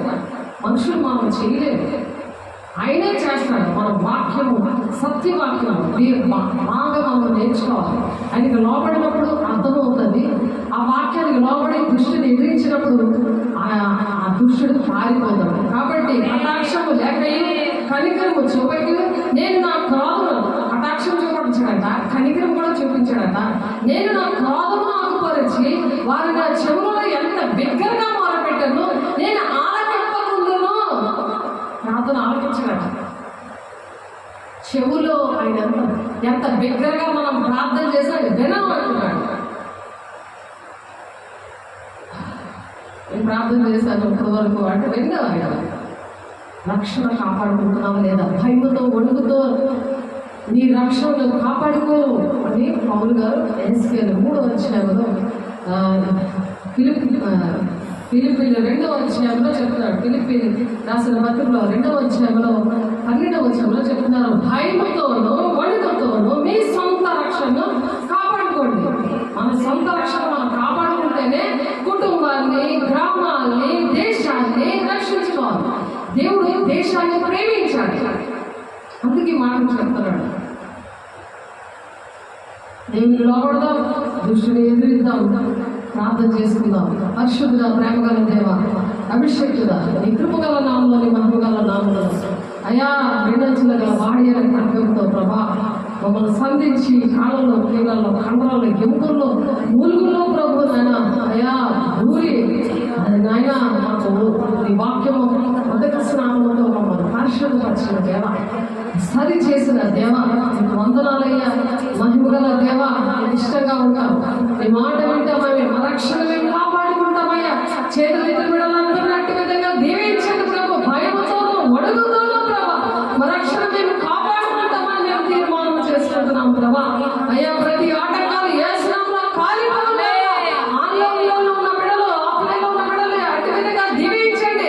అటువంటి ఆశీర్వాదాలతో నింపుతున్నారయ్యా, నీకు స్తోత్రం. నీ ఆత్మాభిషేకంతో నింపుతున్నారు దేవునికి స్తోత్రం. నీ అభిషేకంతో నింపుతున్నామయ్యా, నీకు స్తోత్రం. నీ సాక్షిగా నిలబెట్టుకుంటున్నావు దేవునికి స్తోత్రం. ఏ ఏ పిలుపుతో నువ్వు పిలిచావో ఆ పిలుపుకి తగినట్టుగా జీవించడానికి మనోనేత్రాలు తెరిచావయ్యా, నీకు స్తోత్రం. జ్ఞానేంద్రాలు తెరిచావయ్యా, నీకు స్తోత్రాలు ప్రభు.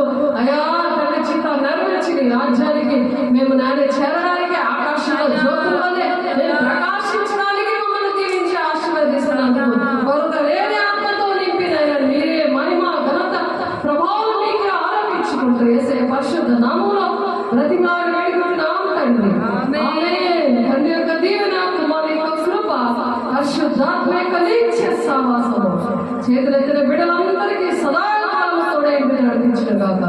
ఆమేన్. దేవునికి మహిమ కలుగును గాక. దేవుని నామమునకు స్తోత్రం. God bless you. దేవుడు మిమ్మల్ని దీవించి ఆశీర్వదించును గాక. ఆమేన్.